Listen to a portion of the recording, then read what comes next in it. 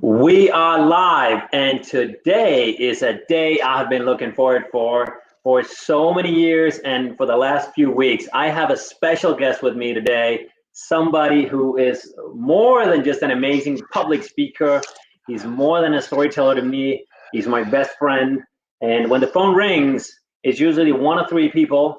It's my mother, my wife, or it's Asbjørn. And sometimes everybody's like, oh, here he comes again. So we talk every week. We help each other. We have our own business together. Talent.dk. Welcome to the show, Asbjørn. Well, thank you.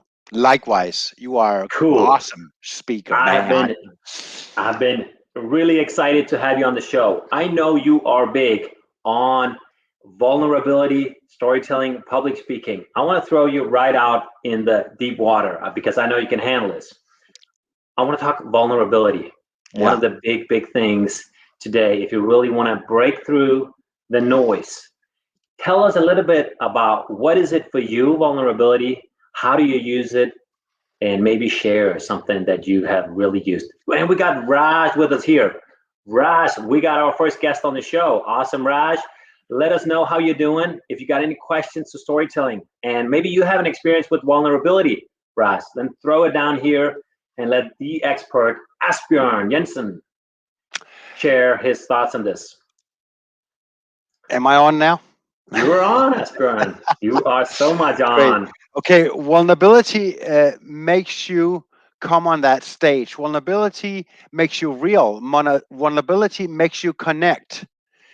And vulnerability makes people listen.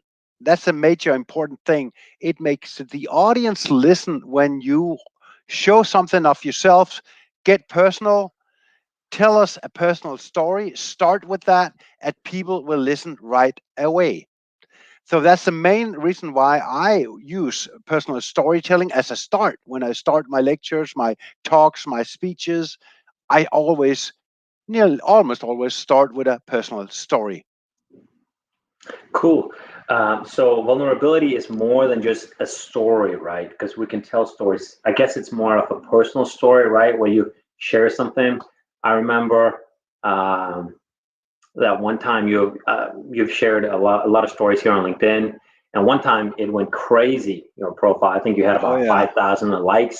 Tell us a little about that because that was vulnerable. What you just did there. 200,000, two hundred Yeah. thousand. You Okay, had yeah.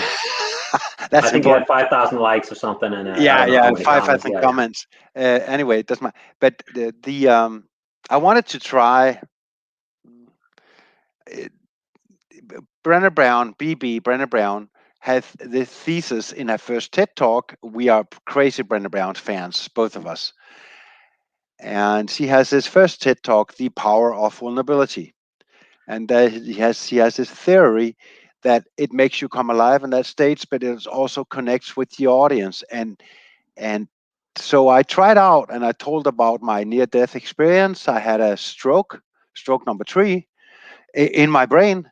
The first two ones I did not feel, but I surely felt the third stroke in my brain. And so I had a near death experience, and I told about that in a post on LinkedIn. And that was that post that was seen by almost 200,000 people. And then I found out that it would connect. It would not only connect me with my audience and give feedback, but it will also start a debate on deep values. And there's a need for talking about the heavy stuff also on LinkedIn. There's a need on LinkedIn for getting to know the people behind the company.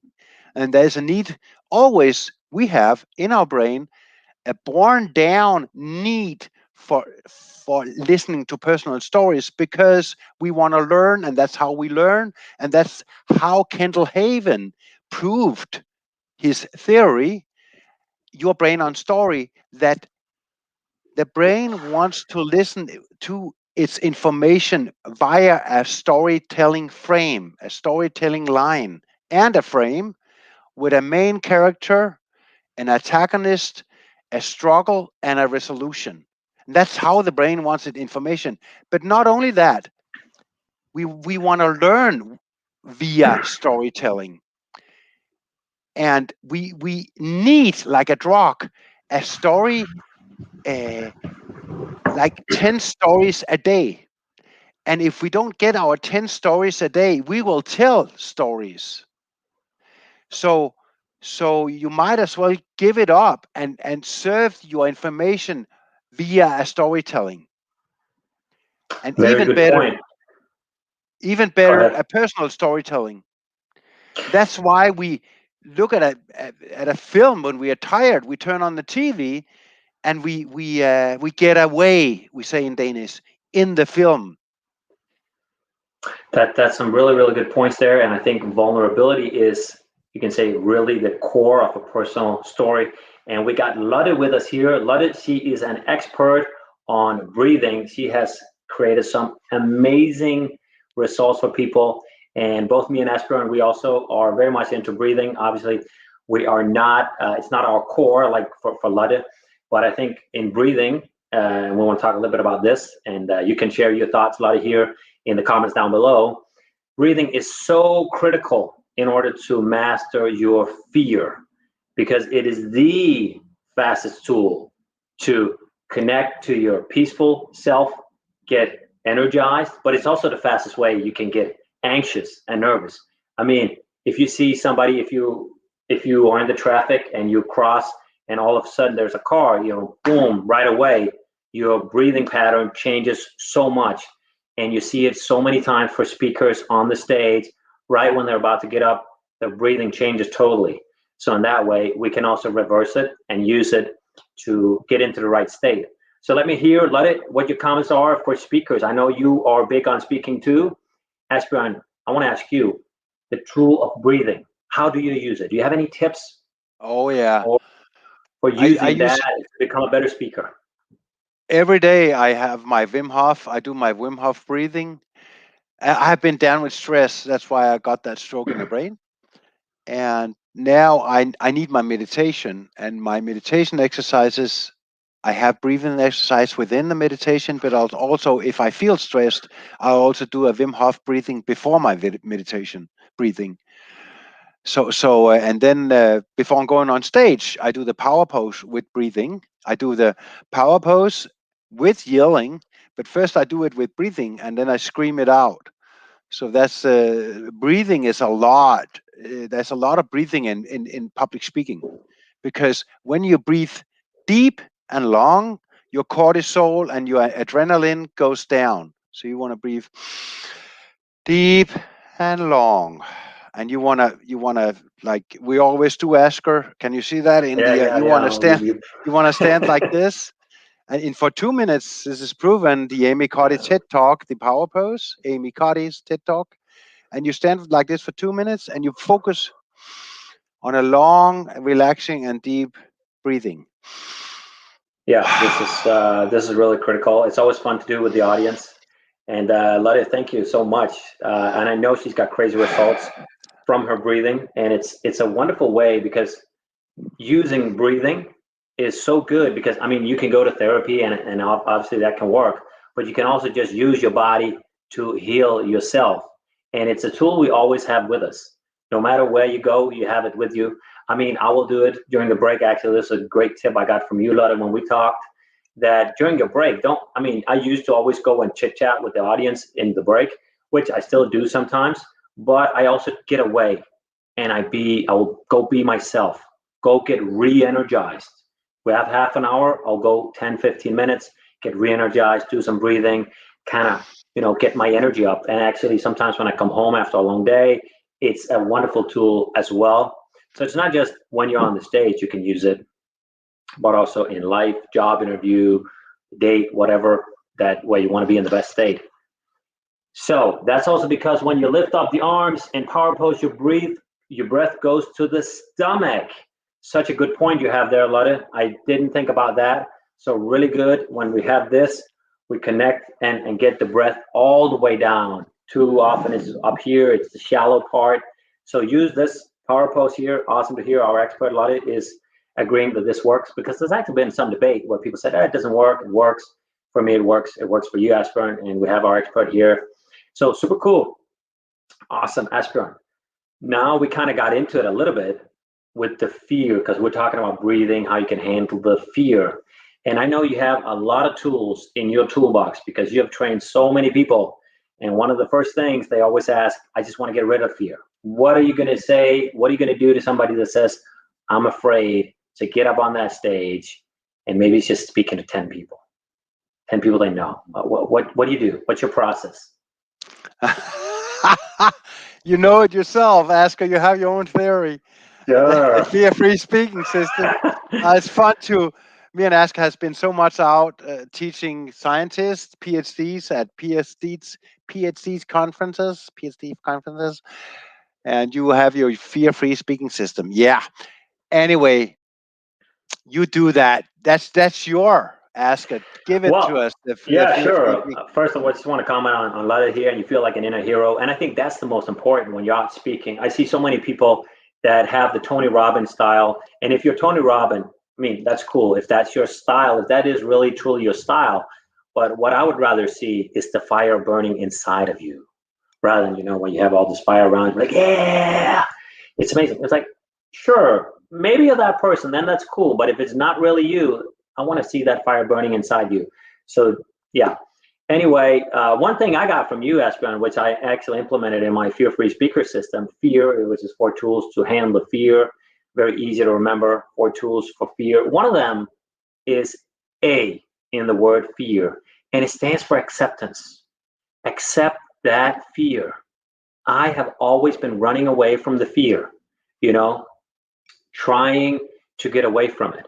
If you go out at night, and no, I'm happily married, have 3 kids and so on, but if you go out at night and maybe you want to meet somebody, why do you have to dump yourself with 5, 10 beers before you can actually start talking to other people? Why do you have to, what do you have to do an Ironman? Sure, I don't have a problem with an Ironman, but so many people over-exercise, run away from something, overeat, rather than just being okay with it.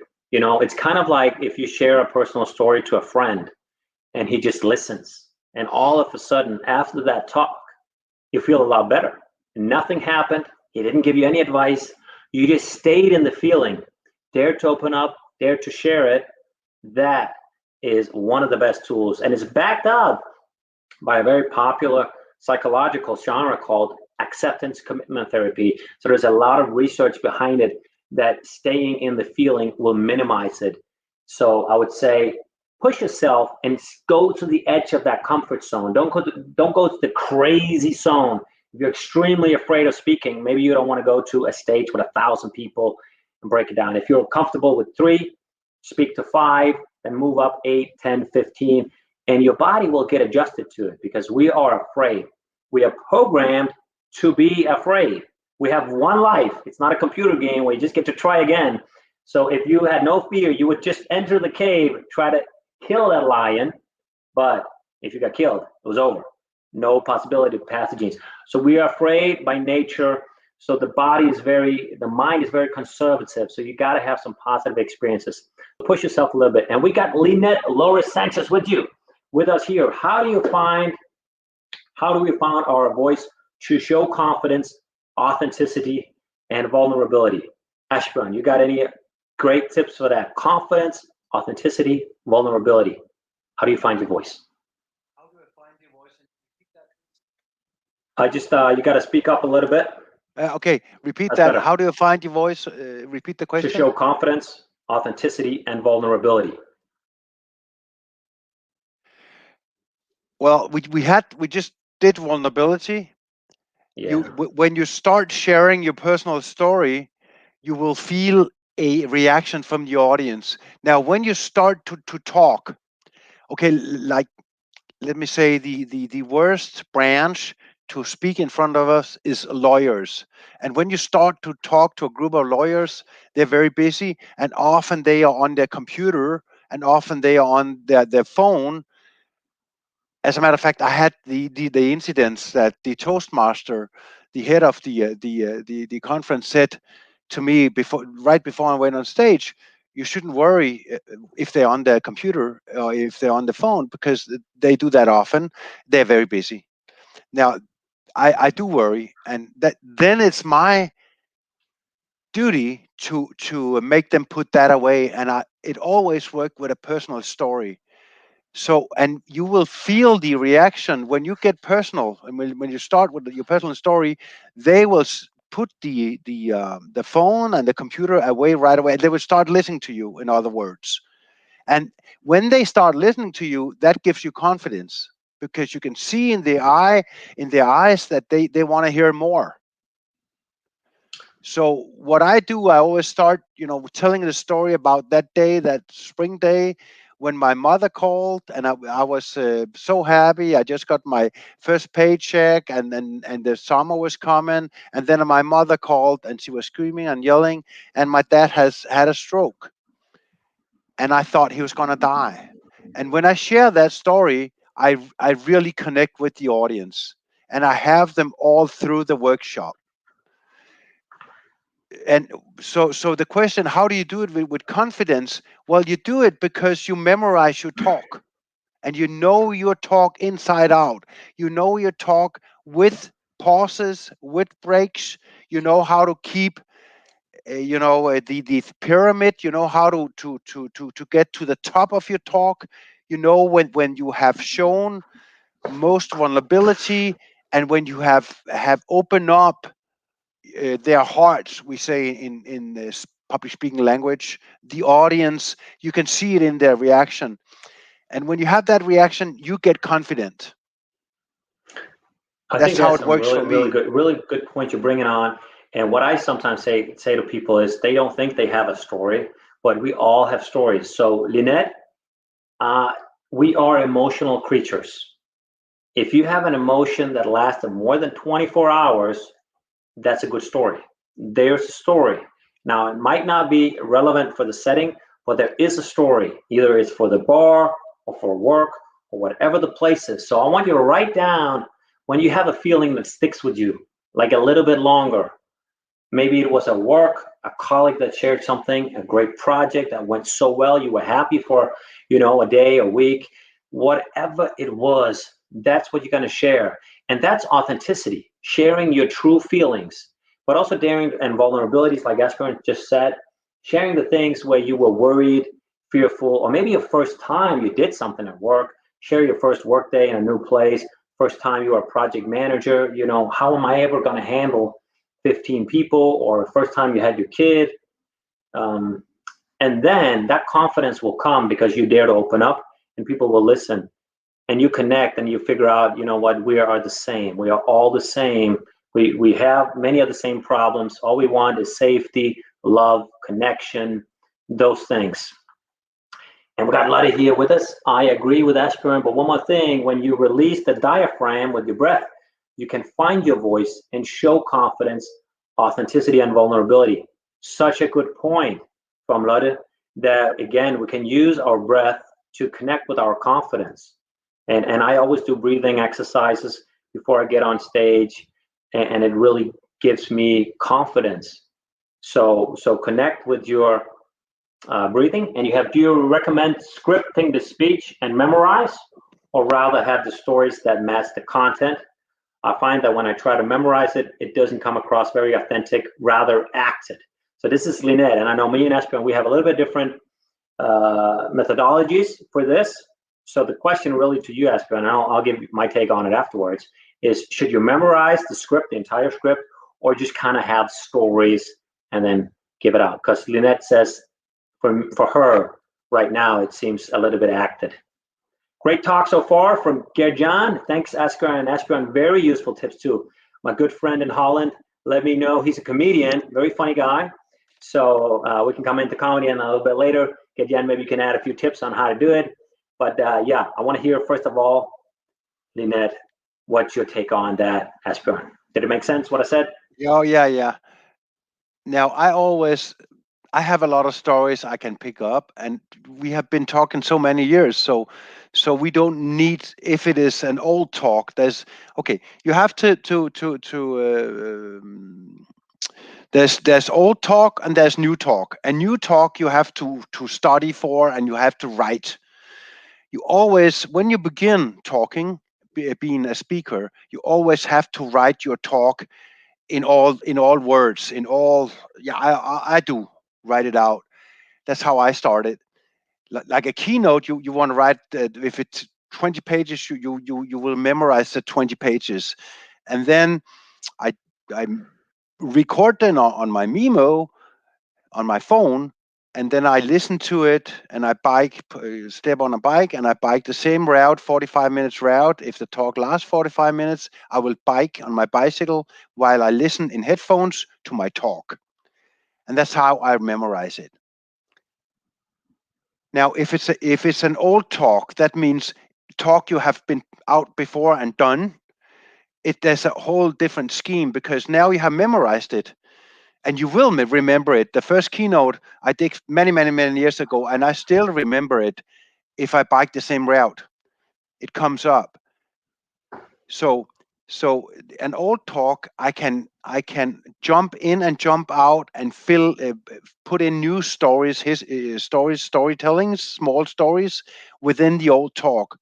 So for me, I have to differ. If it is a new talk, I have to memorize, or an old talk. No. That's a really good point. So yeah, if you really want to make what we call a professional keynote speech, it might be worth writing it out entirely. My own philosophy is more rather remember the stories and the points connected to it using what I call a memory palace. But I think what Lynette said, it comes across as uh, rather acted. It might be because a lot of people don't do the last bit. Like you come to a certain point where you have practiced it, you know your talk, but you're still using a lot of energy to recall the things. So I would say the advice should be, if you want to give, a TED talk, keynote, well-paid keynote, it should be so good that you cannot not make a mistake. Like if you were doing something else, the phone rang, cooked an egg, whatever it was, and somebody stopped you, like, okay, boom, I'm right back on track. If I woke you up in the middle of the night, you can keep going. Where do I start? Where do I take off from? So rather than just be like, yeah, I can kind of get it, then it becomes acted. And it's a good point you had there, Asbjørn. If it's a first time talk, I mean, you need to put in the work, really put in the work. For us, I mean, we've been speaking a long time. We have a lot of stories. And of course, we'll have new material for new clients as well. But often there will be stuff we can use. So we just have to focus on the 20, 30%, which is particularly for that client. And let me see here what Lotte says. I do some headlines about the talk, and then I walk and speak out the talk. I do it nearly 15, 20 times. Is it a good idea? May I answer that one, Asbjørn? Yeah, good to go. Okay, I think it's a great idea. It's one of my tools as well in the toolbox. I can really agree with Lotte here. Walk your talk, because when you walk, at least this is my experience, and my clients often have the same experience, we kind of tend to forget, our body. We kind of become more natural because the legs are moving. We become more subconscious, and just it kind of goes with the flow. Rather than if you're speaking in front of a mirror, you'd be like, oh, there's a little wrinkle there, or oh, I better start it over again. So if I'm walking, it just keeps me going. And one of the other tools is obviously, like Lotte says, do it many times. There are many memory techniques out there. They're all helpful. Like Asbjørn said, record it, do your biking, but you still got to repeat it. I mean, the champions in the world of memorization, they also use repetition amongst other tools as well. So you got to do it many times, and most people don't put in the work. They make their slides and they think that's it. Maybe I do a quick run through, and that's not enough. Do like Lotte, 15, 20 times, so impressive. And Lynette, you say, thank you so much for the great tips. Our pleasure. Throw us in whatever questions you have for storytelling, fear, vulnerability, anything. Let us know, guys. We are here for you, to serve you and help you. Thank you is from Lotte. When I do the talk, the body talk for me. Sure, such a great point, Lotte. The body and the mind work together. You know way more about this than me. Awesome, really, really good tools. You want to add something, Asbjørn? Some ways to be natural. You have the walking technique. What do you do besides walking, maybe? When I rehearse my talk? Yeah, like to be natural, because I tend to find, if you look in the mirror, the old school method, just look in the mirror and speak, become a little bit stiff, you find all your mistakes, you kind of restart a little bit. Well, You do I your think, biking, right? yeah, I do my biking, but I'm always relaxed on stage, nearly Oh, almost. I can't remember when I I'll, haven't I'll been. share. I'll share what you do because I know you. A lot of times we'll meet up. You will have an audience because it changes when you have people looking at you. So me and you will practice together. You want to have it fairly well practiced, so you know more or less by heart. But if you got a few notes, super cool. You're looking down. Okay, I'm where I need to be, and you give your talk because your adrenaline kicks in a little bit more. You become a little bit. There's a person looking, even though we're good friends, we support each other. There's a little bit more to it than if you're by yourself. And this is actually what the research shows as well. People do better if they're practiced in front of an audience. So I would say if you can do that, Lynette, and all you people that are listening, maybe if you can find an audience today, it's super easy. You go on Zoom and maybe buy them a lunch and say, you know what, coffee's on me, whatever. Find somebody that want to listen. And I'll share some stories to my wife as well. And maybe she doesn't know it's part of my practice. But yeah, find all the people you can and share that story. That's how you get good, because you don't have to only practice on the stage. There's a lot of practice you can do off the stage when you're with your colleagues at lunch. Share that story. It's like, okay, I got that bit down. Super cool. I don't have to worry about that 5-minute story. I got it. And you know where they're going to be laughing, because often it's the same places. You know where they're going to be smiling. You know where to break. So I would say do that. All right, Asbjørn, what's on your mind? Let me know. Let me know. What are you thinking about?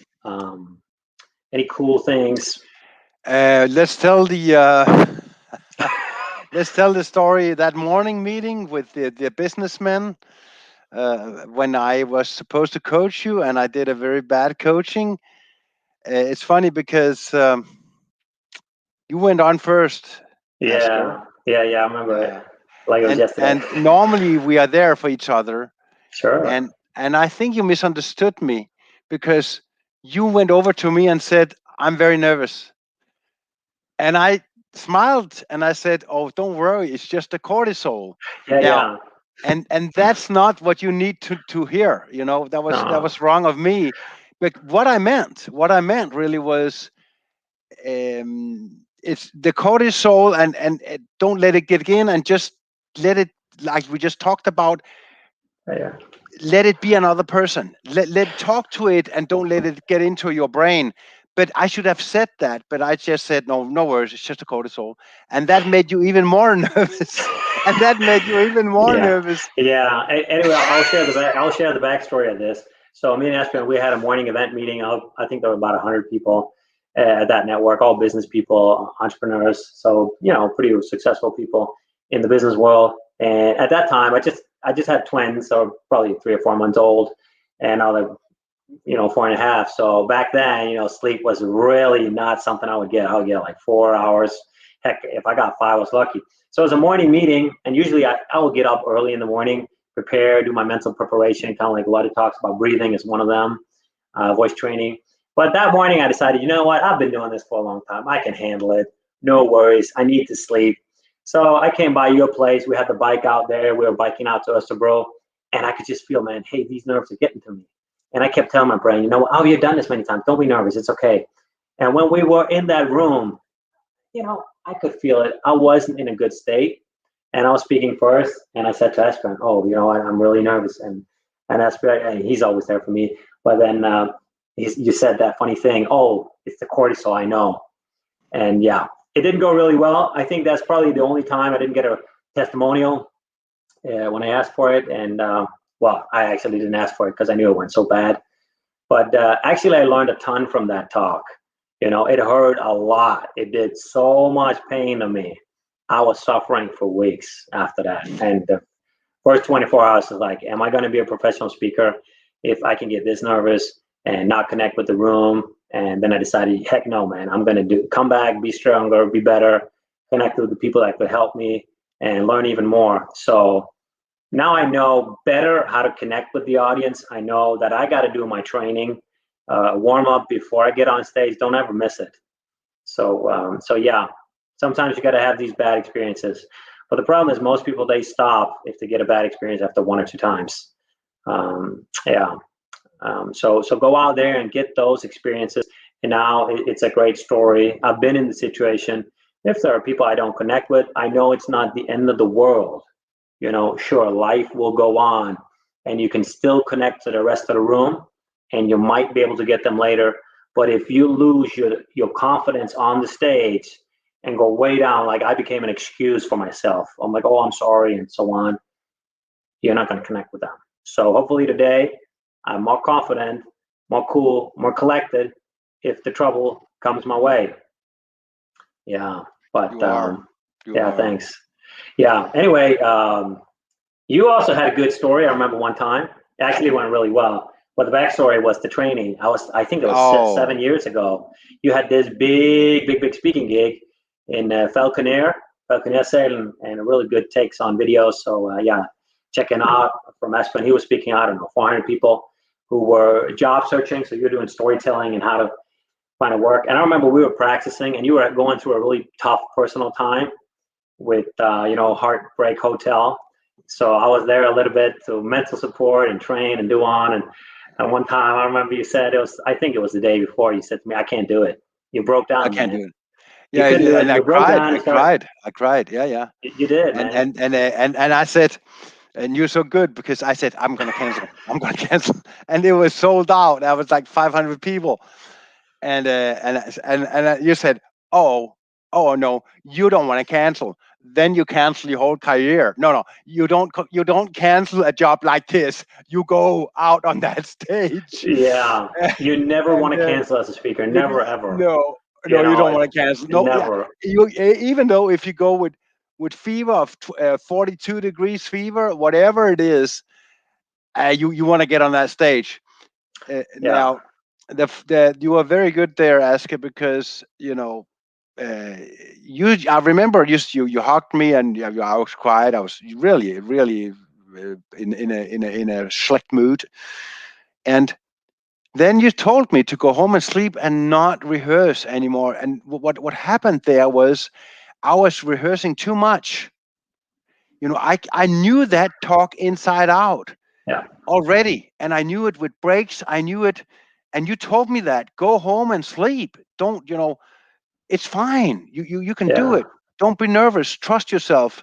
And I remember we biked home together. We rehearsed at my office in town, and we biked home together and said, be confident now that you can do your talk and you know it inside out, and be confident in that. Don't worry anymore. And just small things like that. It doesn't seem anything big that getting it, but it really helped me, you saying that. Yeah. I think we need each other's support always. Sometimes we say, oh, you can control your thoughts, but we are also a victim a little bit of our circumstances. But the thing around this thing, I remember I've been so supportive for you the whole process. But at that moment, I said, no, you got to get your act together. We did our hugging, and you did your crying, and I say, I'm here for you. But you get up on that stage, because otherwise I'm never working with you, and nobody will be working with you. And he said, okay, man. This is serious. And you did a killer talk. Anybody, you can check it out on YouTube. It's an hour. It's in Danish, unfortunately. Anybody, but yeah, really good. And you got a lot of people really liked it. You made a difference that day. So it's so cool. And I said the phrase, I remember, and we laughed a lot about it. You are the worst at practicing, but you're the best at delivering the speech. And I think that's pretty good. I'd rather be bad at practicing and good at delivering. So that was really beautiful. You too. Thank you. So I want to dive into a new topic which is really important, and it's getting more and more important for speakers, but not only speakers, but actually for everybody that is selling something. And everybody is selling something. Whether you're working in a company, you got your own thing, or you are in a relationship, it's pitching. How do you pitch your ideas? How do you pitch your products?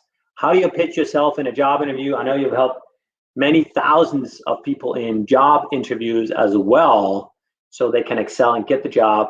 I want to hear a little bit about pitching. What is the core of a pitch?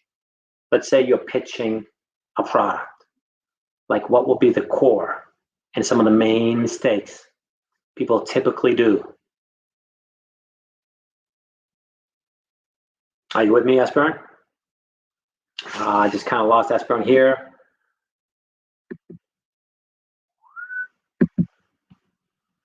I don't know what's happening. We are still live. I lost Asbjørn for some reason. But anyway, let me keep going. I want to talk about pitching. Pitching is so incredibly important because either if you have a product, you need to be able to pitch this product. It's incredibly important. And the main thing you want to be talking about are the benefits. What are the benefits in the product? Way too many people talk about features. So let's say you have a car. You can talk about features. It's fast. It's got a great leather seat. It's autopilot. But you know what? The benefit is you can, with ease and comfort, quickly get from A to B. And you want to be able to share your personal story related to the product. A story where you can really feel the difference you are making for people. That's what you want to do when you're pitching. And it's the same if you're in a job interview. You want to be pitching yourself. You want to be talking about the benefits you can bring to the company. Way too many people go into the features. I've got XYZ amount of experience. But that is more the second thing when they kind of get hooked. If you talk about, for instance, Apple is a good example, the MacBook Air, it's got a lot of great features, and really it's the feeling it creates that makes the big difference in pitching. So anyway, I lost Asbjørn. I don't know what happened here to his internet connection or whatever it was. So let's talk about a new theme that I love, and hopefully we can get Asbjørn back on track here, which is storytelling. It took me many years to understand why storytelling is so incredibly important, because my own background is within engineering. And there we were talking always figures, facts, and I couldn't understand it. Like, what, you just need the facts, you just need the figures. But every time I went on YouTube, got any training, you got to do storytelling, you got to do storytelling. And Lynette, you're still with us. So cool you're with us, or with me now. Just how do you blend storytelling into the product, service, value proposition? Can you put an example of how you would do it? Sure. All right. For instance, at the moment, I'm working with somebody that he's developing his own company. And the product really is, if you are making a master's degree or bachelor's degree, you typically want to be working with a company, because you get experience in the company when you make your master project. And also you get to broaden your network. And if you make a good master project, hopefully you can get the job. So that is really the product. But when he's out selling for investors, we talked about you got to share the dream, that it's much more than a product you're selling. You're selling a dream, a vision of people. So many people end up on the wrong shelf because they didn't get the right job right away. And we got Lotte with us here. I tell stories so the customer can recognize themselves and then they buy. Such a good point, Lotte. I really agree. Let me emphasize a little bit more on that. Totally agree. So let me get back to what I was just saying with this company. So they're selling more than just a master thesis in a company. They are selling, the good life. They're selling that they get to end up in a level. Too many people, if they get a master degree, they end up working in a lower position than their education would allow them for. So really, we are then sharing a story. We took an individual, a person, and made that story. So here's John. We can say John. And John, we have the sad John. He ended up working in something he didn't like because he didn't get a good career afterwards. Maybe he got a decent job, but it wasn't something he really liked. And then there's another, let's call him Peter. He got to work in a company with his master project that he liked. He got in and it got some years of experience. Let me just get the phone here because Asbjørn's calling me. Hvad så, Asbjørn? Ja, kan du ikke hoppe på igen? Ja, jeg fører bare videre. Du kan bare komme på. Hey. Anyway, sorry for that. That's Asbjørn calling. Hear what to do. So anyway, that's sharing a story about the better life, and then the story of actually how the whole country, the community, grows more when everybody gets the job that they like and they get to work with a level skill set that they are capable of. Because so you want to add in the story, add in the feeling, add in the component. Let's say you take a Tesla. You know what are they really selling? They're selling the story that I'm rich, I care about the environment. That's what you're signaling when you're driving the car. So find something that where there's an emotional component, the beauty in it. If you're talking about bikes, it's getting the fresh air, getting the exercise. You share a story where you're driving on your bike through the city smoothly, and really you get to see all the details, which you wouldn't if you're in a car. So share those stories. That's how you can do it, and then you remember it much better. Obviously, if it's a product, it's a service, you also do want to talk a little bit about price. Is it okay to talk to people's feelings? A lot of you got to talk to people's feelings. You know that. You got to talk to the feelings. This is what makes us buy, because emotions makes us buy. A logic just justifies. Saying, and I think we've all tried this. We knew to some degree maybe something wasn't right for us, but we felt like we wanted to do it, and we did it. So you want to do, like I say, share a story so the customer can recognize it in themselves. So let's say I'm out talking, and we got Asbjørn with us here again. Asbjørn is with us. I'm just going to close this one, Asbjørn, and then we're going to get you back on track here. So if you are on stories, you want to share, like Lotte says, a part of your journey where the customer or the person can relate to it. So if I'm talking about how I used to be really, really nervous, like I just shared a story where I also screwed up, didn't do my warm-up, maybe that person can recognize and say, you know what, it has happened to me too. Or if it hasn't happened, they can imagine it might be able to happen to me. So you want to, transport your audience into the story. And that's why you want to talk about the senses so they can feel it, see it. Too many times, it's a data dump. It's like a data dump with loads of information, and we don't see a picture. Good communication, a good speech is where you can feel it. You get the chill on the hair. Like Asbjørn just had a little story about he was biking up on the hill, and it was a great, beautiful summer day. The sun was shining, and you describe that. We get to go there, and then we transport them into the story and feel it. So, really, really good points. Maybe you got some take on this here, Asbjørn, because we're talking about storytelling. Because Lynette and Lotte is joining us with this, and a lot of good stuff here. How do you blend storytelling into the product, service, value proposition? Can you put an example of how you would do it? Actually, you got a story. How do you blend this product, service, value into a story?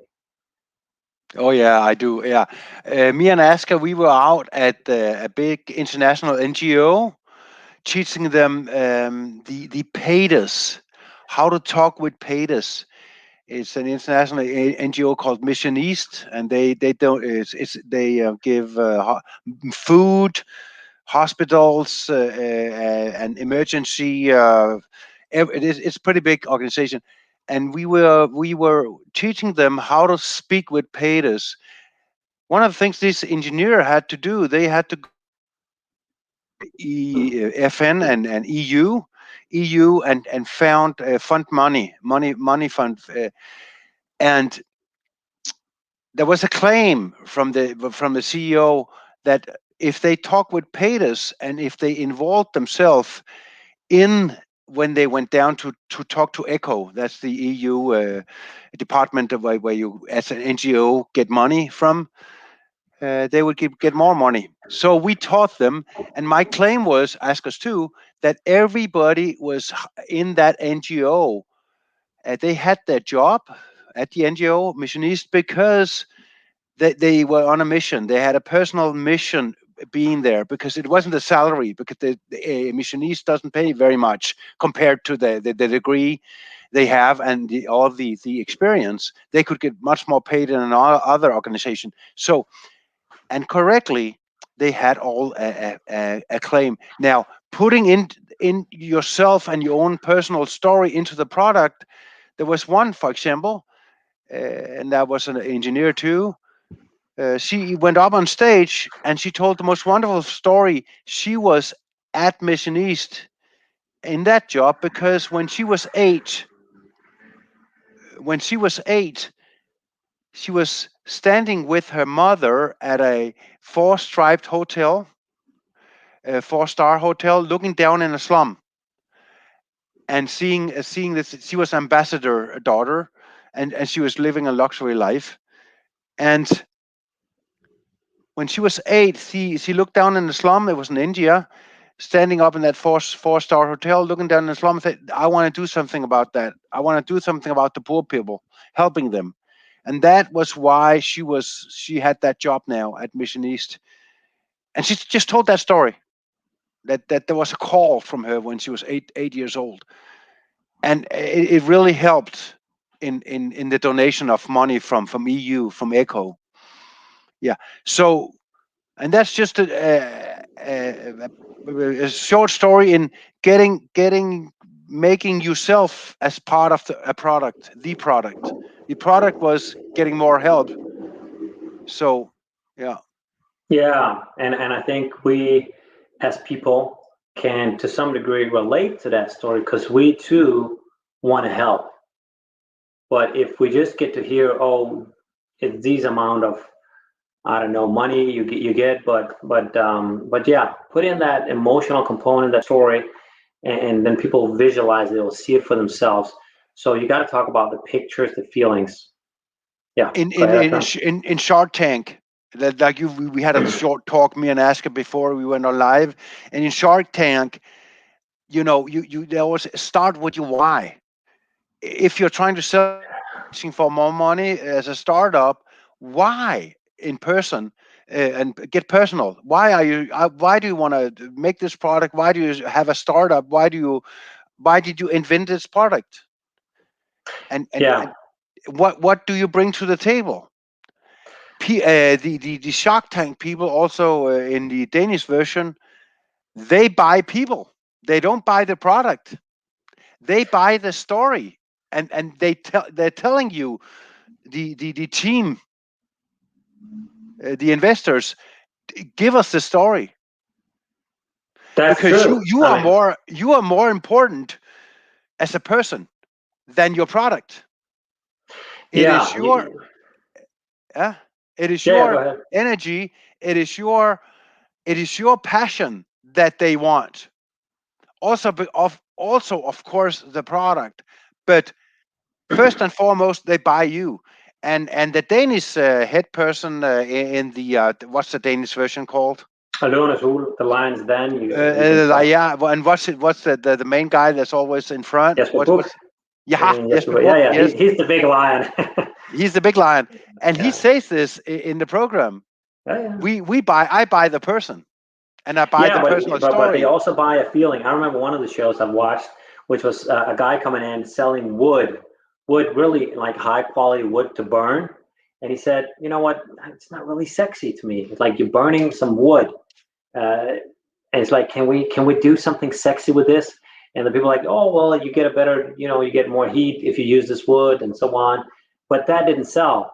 But then the thing, one of the lions actually invested in his company, not Jesper, but one guy, because he said, you know what, you can also use it in pizza ovens because you get more good burn in the pizza, so you get a higher quality pizza. That was more sexy, having a pizza made in a stone oven with really great quality wood. And that made the guy invest, not because it made it warmer in the summer house. Sure, who cares? Is it sexy?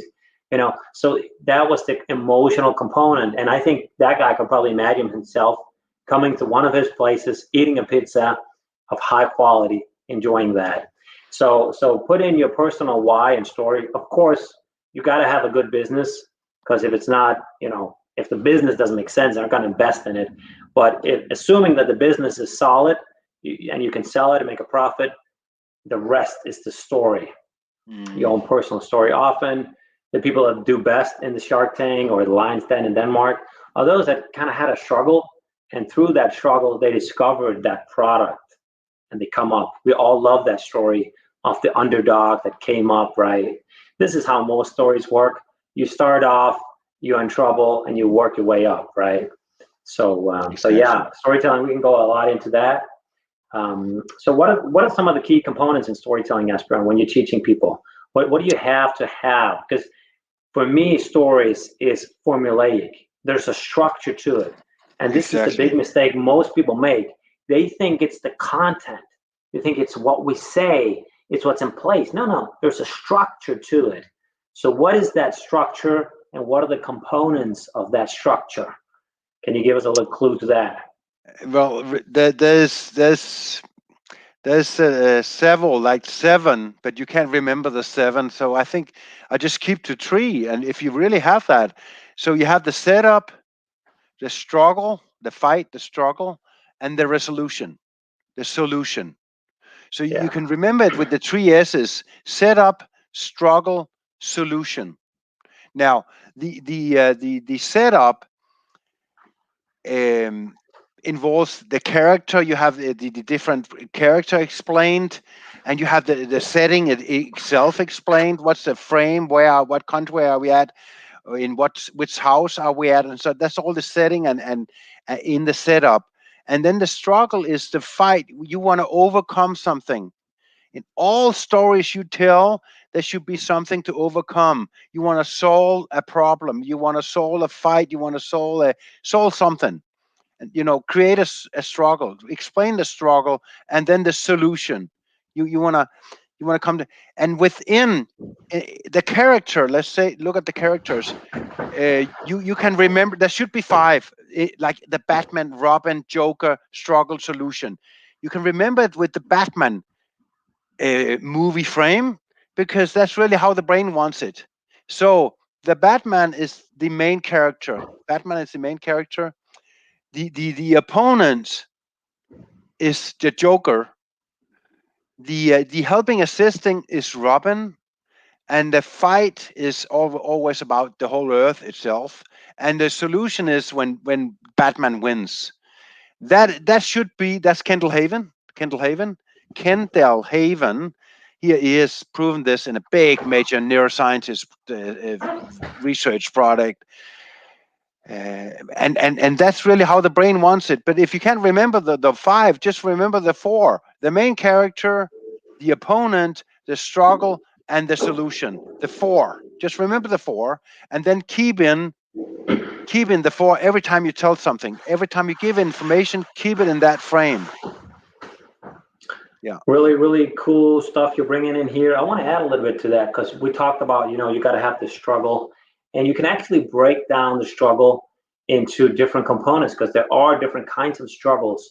And usually the story always revolves around the external story, like you mentioned Batman winning the war, but the really, really interesting story is usually always the internal struggle. What is it Batman is going through? He's got some childhood issues that he's struggling with, right? And so we want to know that internal struggle. If it's Star Wars, what's the internal struggle? It's Luke Skywalker not believing enough in the Force, right? That's the thing. And that's what is really interesting. Sure, it's interesting if they beat the Empire. Sure, it's interesting if Batman wins over the bad guy, but it's really what's going on inside us. That's the most Exactly. interesting story. And we tend Yeah. to forget that. So, and that's the emotional component because and that's what really changes because also if you change your inside, if you change your mindset, if you change your belief system, that's what goes on inside you. You can achieve anything. Like you can have the greatest skill set, that is the external thing, but if you don't believe you can do it, you're not going to go do it. If you have a belief system that says, you know what, I can make 10 millions in the next year, you're going to make it. So, but if you don't believe it, even though you're very skilled and crafted, you're most likely not going to do it. So that's why the internal story is so much more interesting. And also, I would say the interpersonal relationship to other people is critical. If you have a relationship, you know, I sometimes, the class, we're talking entrepreneurs right now. Entrepreneur stories is often the internal struggle. Do I believe I can get this business growing, make the money? Do I have belief in myself? Then there's a struggle with the family. Oh, I'm never at home. I'm not seeing my kids enough. That's the other thing. And then there's obviously the external. Can I build it? And the internal one, like we just mentioned, do I believe in myself? And we all have shared. It's the same story every single time. So it's the same structure, and you can use it. Anybody listening can tell amazing stories. I never used to be able to tell great stories, but with practice, you can get there. You have done it. I remember one time you did your story slam. You became #2 in Denmark. Amazing story. I've shared the stage in theaters as well, with 1,000 people. You can get them laughing, you get them going. All you got to do is create that scene, share your struggle, share your pain, and how you overcame it. That's what we want to hear. Excellent, That's how you got to do it. That's all right, that's my Asbjørn. colleague, man. I'm proud of my colleague in talent, the Yeah. DK, man. It's so cool, man. It's cool we're doing it, Asbjørn. We're going to do this way more times. Anyway, if you're watching this on a replay, throw in a comment. We will be happy to answer it with text or personalized video to you. We're not leaving you hanging here just because you didn't get to see it in a live version. We're here. Asbjørn, you got some final words you wanna share? I love you. I love all your words. They're going deep into my heart. Thank you so much, Lotte. Amazing you're still with us. You got to check out Lotte if you have any interest in breathing and high performance psychology. Great person, really excellent at her craft. Asbjørn, let me know. You got some final words. Find your personal story, find your why, find your passion, and tell. Everybody has a story they want to tell, and everybody has a personal story. And if you find that personal story, you will it will create so much passion and so much happiness, and it will give you so much energy. Your We got why. daughter. Yeah, we got daughter with us. Excellent daughter. I did a training for her group. I think it was a week ago. Daughter, I was talking about storytelling there, and they know it works. The people you're training as well. Awesome to have you here with us, daughter. If you got any questions on public speaking, storytelling, job searching, let us know. Asbjørn has actually been doing a lot of job, helping a lot of people with job interviews. So maybe you guys should connect, because I know daughter's working with a lot of people who are looking for jobs, and they're going through a tough time with the COVID as well. So I really admire people who keep going, keep fighting to get that job, follow their dream. Anyway, that was some cool advice, Asbjørn. Follow your passion. I made this mistake too long. Yeah, actually, I think I discovered after about 20 minutes on my first job that wasn't my passion, and it took me another close to 10 years to change. So a little bit we got embarrassing. something in common there. We got something, but you know what? Some people spend their entire life. They discover it after a day, 20 minutes at work, and they spend their entire life. So in a way, I'm also proud, even though I'm also a little bit embarrassed. 10 years doing something you didn't love. I'll check him out. Thank you. Daughter says you should. Really great guy, Asbjørn. We do a lot of things together. Anyway, find your passion, share it. The world needs it. You have so much to share. You have something you're good at. So go out there and crush it. Let us know if you like this episode, and I'm sure Asbjørn will come on many more times. All right. Thank you to everybody that listened. Bye-bye. Bye-bye.